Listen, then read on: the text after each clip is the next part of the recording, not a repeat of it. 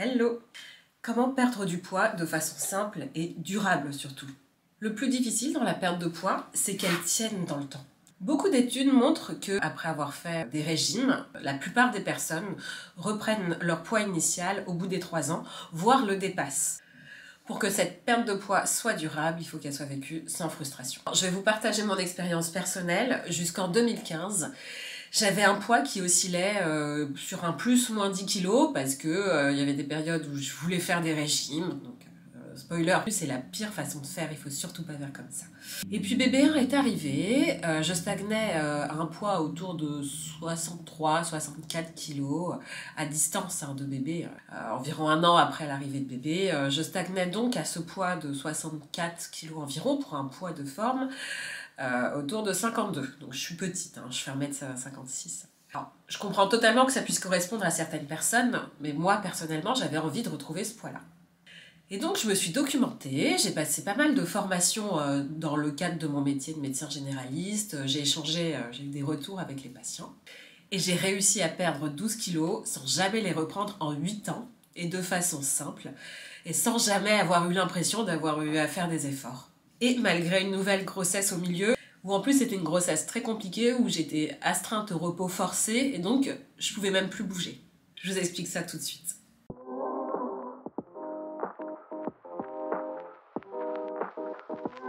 Alors, le premier point important à aborder, c'est que bien sûr tout ceci ne va pas remplacer une consultation. Il y a des causes qui peuvent être pathologiques, qui peuvent être liées à des maladies. Dans tous ces sujets-là, je vous invite à aborder ces sujets de toute façon avec votre médecin. Alors, pour cette vidéo, on va aborder 2 axes. L'axe de ce qui se passe physiologiquement, c'est-à-dire comment fonctionne le corps par rapport à toutes ces problématiques-là, et qu'est-ce qui se passe psychologiquement. Alors, l'idée principale, c'est que c'est contre-intuitif, et ça, personne ne va venir nous l'expliquer. Manger moins va vous faire prendre du poids. Pourquoi ? Pour simplifier, on va articuler tout ça autour de la notion de métabolisme. Donc, le métabolisme, c'est quoi? C'est toutes les réactions chimiques qui vont se passer dans notre corps et qui vont lui permettre de fonctionner, de survivre. En gros, le corps va transformer ce qu'on va manger, la nourriture, en énergie pour pouvoir fonctionner. Et c'est un processus qui est très bien fait et qui est complètement adaptable au monde extérieur. Si bien que si le corps ne perçoit aucun danger venant de l'extérieur, le métabolisme est rapide. Donc, beaucoup d'énergie est brûlée, on ne stocke rien, on élimine ce dont on n'a pas besoin et surtout, on ne prend pas de poids. Et là, vous me voyez venir. À l'inverse, si un danger est perçu par le corps va réagir en ralentissant le métabolisme. Donc, qu'est-ce qui va se passer? On va brûler moins d'énergie, on va plus stocker au cas où il faudrait affronter ce danger, on va moins éliminer. Alors, de ces principes théoriques, qu'est-ce que ça va donner en pratique? Si on envoie un message à son corps, tout va bien, la nourriture arrive en continu, il n'y a pas besoin de stocker, là, on ne prendra pas de poids. A l'inverse, si on saute un repas, ou si on mange moins, ou si pire, on fait un régime, là, on va envoyer un message à son corps, et le corps va s'adapter. Donc au début, on va perdre, c'est ce qu'on constate tous quand on fait un régime. Mais, comme on l'a déjà évoqué, cette machinerie-là est très très forte, et va faire en sorte que le métabolisme ralentisse. On va consommer moins d'énergie pour faire une même tâche, on va stocker, on va moins éliminer les excès, et là, on va finir par prendre du poids après avoir perdu initialement. Et en plus, sans manger plus. Et là, c'est le fameux constat, un tel mange tout le temps, il prend pas de poids, il a un métabolisme rapide en fait. Et moi, je mange 3 fois rien, et je prends quand même du poids, c'est parce que mon métabolisme est lent. Et donc l'idée, ça va être comment accélérer son métabolisme. Le principal, on l'a vu, c'est donc de ne pas envoyer un message de privation à son corps. Et donc on évite de sauter des repas par exemple. Parfois, on va vous conseiller de manger 4 ou 5 repas par jour avec masse de protéines pour bien expliquer au corps qu'il n'y a pas besoin de stocker. On se rend compte qu'il n'y a pas forcément besoin. Là, le principal, ça va être vraiment la régularité. Si vous avez toujours mangé 3 repas par jour, il faut rester régulièrement sur 3 repas par jour. La stabilité. Si par exemple vous n'aimez pas prendre de petit déjeuner et donc manger que 2 fois par jour, c'est pas gênant parce que encore une fois c'est la stabilité qui est l'idée essentielle. Avec bien sûr des exceptions qui sont possibles sans que ça change fondamentalement les choses. Faut juste éviter que ça change d'un jour à l'autre trop souvent. Et donc a fortiori, surtout pas de régime. Là c'est la cata. le caillou dans l'engrenage, le corps se met en mode hibernation, il stocke alors qu'on mange quasi rien, c'est hyper frustrant. Les autres conseils habituels pour accélérer son métabolisme et donc perdre du poids, ça va être des choses simples. Écouter son corps et lui donner ce dont il a besoin. Le premier point, ça va être de dormir suffisamment et surtout selon son besoin. Pourquoi? Parce que le manque de sommeil va venir détériorer le métabolisme. Il y a des mécanismes hormonaux qui vont être mis en jeu, comme l'augmentation de la gréline, qui va être une hormone qui va augmenter la sensation de faim, et la diminution de la leptine, qui va être une hormone qui va être en jeu dans la sensation de satiété. Ça m'a marqué à vie, je pense, parce que c'était le thème de mon concours de première année, le concours de médecine. Et donc, avoir un sommeil de mauvaise qualité va venir perturber ces mécanismes hormonaux, on risque de détériorer son métabolisme et on risque de prendre du poids. Alors ça, les médecins du travail sont très sensibles à la question, parce qu'on sait que quelqu'un qui va avoir des horaires décalés ou des horaires de nuit, ça va être un patient qui va être à risque de prise de poids. Et donc à l'inverse, pour accélérer son métabolisme, on dort suffisamment et selon ses besoins. Le second point, ça va être qu'on va essayer d'éviter de manger du sucre en dehors des repas. Alors moi, je suis très loin de diaboliser le sucre. Le sucre, on en a besoin pour vivre. L'idée, là, ça va être au-delà du simple, banal, éviter le grignotage. J'en avais parlé d'ailleurs dans ma vidéo sur l'alimentation et la grossesse, si ça vous intéresse. Mais l'idée, c'est que si on mange, par exemple, une part de gâteau pendant un repas, en fin de repas, ou si on la mange à distance d'un repas, pour la même quantité d'aliments, la part de gâteau, on va prendre plus de poids dans le deuxième cas que dans le second. Pourquoi? Parce que dans le second cas, ça va aboutir à la fabrication d'insuline en quantité plus importante. Et l'insuline, ça va être une hormone qui va favoriser le stockage des graisses. Et du coup, on va prendre plus de poids. Pour en revenir à mon exemple personnel, parce que moi je suis typiquement un bec sucré, mais du coup ce que je vais mettre en place, c'est manger ma fameuse touche sucrée en fin de repas plutôt qu'en dehors du repas. Comme ça, on évite les pics d'insuline et ça diminue le risque de prise de poids. Le troisième point, c'est simple, c'est pour plein de domaines de la vie d'une manière générale. On s'hydrate parce que, pareil, la déshydratation, ça va être impliqué dans des mécanismes où ça risque de détériorer encore une fois le métabolisme et donc du coup de faire prendre du poids. Le point suivant, ça va être de ne pas négliger l'apport en protéines. Alors, je suis très loin de dire qu'il faut bouffer de la prot, à l'instar de certains régimes que je ne vais pas du tout conseiller. Mais l'idée, c'est qu'il faut avoir sa part conseillée quotidienne en protéines pour éviter de prendre du poids. Pourquoi? Parce que la digestion des protéines va demander beaucoup plus d'énergie que la digestion des lipides, par exemple. Et donc du coup, en apportant suffisamment de protéines à son corps, on accélère d'autant son métabolisme. Et bien sûr, pour accélérer son métabolisme, on intègre le plus possible l'activité physique dans son mode de vie. Voilà, il n'y a pas de miracle, on a un organisme qui a été constitué pour faire des kilomètres et des kilomètres, et on a un mode de vie où on bouge peu, voire très peu. On prend les transports, on prend la voiture, on marche pas, on peut. Alors moi personnellement, quand j'ai voulu perdre les 12 kilos dont je vous ai parlé initialement, qui stagnaient un an après ma grossesse, ce que j'ai fait, c'est que je suis partie courir. Courir est un bien grand mot, vous en rendrez rapidement compte. En tout cas, je suis partie courir soit à l'extérieur, soit en salle de sport. Pourquoi je dis courir un bien grand mot? Parce que plus que la distance parcourue, c'est plus la durée qui est intéressante pour perdre du poids. Pourquoi? Parce que en dessous de 45 minutes, en général, on ne stocke pas dans les réserves quand on fait un effort physique. Et on commence à puiser dans ces réserves au-delà de cette durée théorique.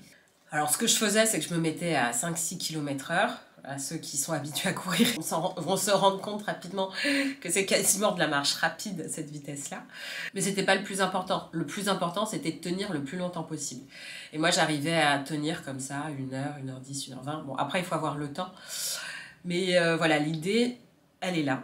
J'ai réussi à perdre avec, bien sûr, l'application des principes que je vous ai cités au-dessus. À tel point que quand j'ai arrêté de courir, soit parce que c'était l'hiver, soit parce que j'avais plus envie, soit parce que j'avais moins le temps, mais que j'ai en revanche continué à appliquer les principes que je vous ai cités au-dessus, c'est-à-dire comment faire pour accélérer son métabolisme, eh ben, je n'ai jamais repris en 8 ans, et malgré une grossesse au milieu. Après, encore une fois, attention, il y a des variations bien sûr interindividuelles, ça c'est mon exemple particulier, mais qui est assez généralisable. Et donc on va passer à la deuxième grande partie, la partie psychologique, qui est finalement assez liée. Le point commun, ça va être encore une fois, surtout pas de frustration. On a vu que c'était important d'un point de vue physiologique, on va se rendre compte que c'est encore plus important d'un point de vue psychologique. Certains vont se dire, la phrase typique, alors là je suis hyper motivée, je vais faire un régime, ça va être l'été. Le fait est qu'on est humain et que bien 90 à 95% des gens qui auront été dans cette configuration-là n'auront pas tenu 2 à 3 ans après. En plus d'être extrêmement énergivore, c'est juste horrible à vivre au quotidien et sur le long terme. Donc la question de volonté, on oublie. Et on va plus basculer vers une notion qui va être plus intéressante, c'est de se faire plaisir, d'écouter son corps, et qui va être plus efficace. L'idée, ça va être de désamorcer cette sensation de frustration pour être en paix avec soi-même. En consultation, j'utilise le terme de se réconcilier avec la nourriture. Donc premièrement, on l'a vu, si on aime manger des gâteaux par exemple, eh bien rien ne l'interdit. Il vaut mieux le manger pendant le repas qu'en dehors du repas. Et si c'est fait régulièrement, le métabolisme restera rapide, on ne stockera pas. Et en plus, il n'y aura pas de frustration psychologiquement, on ne culpabilisera pas, on sera en paix, on ne sera pas fâché avec la nourriture. On aura un rapport sain avec l'alimentation. Et c'est la même chose si par exemple on aime bien manger des fast-food, des street-food, etc. C'est le fameux concept de cheat meal. Moi je mets pas de connotation négative. On dit à son corps tout va bien, on peut en manger de temps en temps. Si c'est régulier, et bien sûr si c'est pas tous les jours, il n'y aura pas de stock. Et dans la même idée, il faut surtout pas se dire alors là j'ai mangé à midi quelque chose de gras, il faut que je compense. Non, si c'est régulier, ce que vous avez mangé à midi ne sera pas stocké. Bon, oui, si c'est cheat meal, 3 repas par jour, 365 jours par an, à un moment, ça va plus trop marcher, cette histoire. Et donc, d'autres concepts vont être intéressants. Par exemple, l'idée de découvrir des nouvelles saveurs, de varier son alimentation. Encore une fois, des choses simples. Alors, personnellement, j'ai un petit peu été élevée à la street food, aux pizzas, etc. Et bien, il ne faut pas hésiter à explorer d'autres saveurs, l'idée d'un équilibre. Mais surtout, toujours en appréciant. C'est vraiment le maître mot. On a encore une fois un rapport sain avec la nourriture et on n'est pas frustré. Je mangeais jamais de poisson par exemple, maintenant j'adore ça. Pareil, dans la cuisine asiatique, par exemple, une cuisine que je connaissais pas du tout adolescente, ça va être une cuisine qui va beaucoup varier, qui va être très équilibrée par nature, où on va intégrer féculents, légumes, assaisonnements. Et donc je mangeais équilibré en prenant du plaisir. J'avais aucunement envie de manger une pizza derrière. J'avais rempli mon réservoir de kiff. Et donc l'idée derrière tout ça, encore une fois, c'est surtout pas manger un aliment parce qu'il fait partie d'une liste prédéfinie. L'idée, c'est qu'on mange ce dont on a envie et dans l'idéal à l'instant T. Si on n'a pas envie, on s'écoute. Autre principe, il faut surtout pas compter les calories. C'est bien plus intéressant d'écouter son corps et de répondre à la demande et au message qu'il envoie.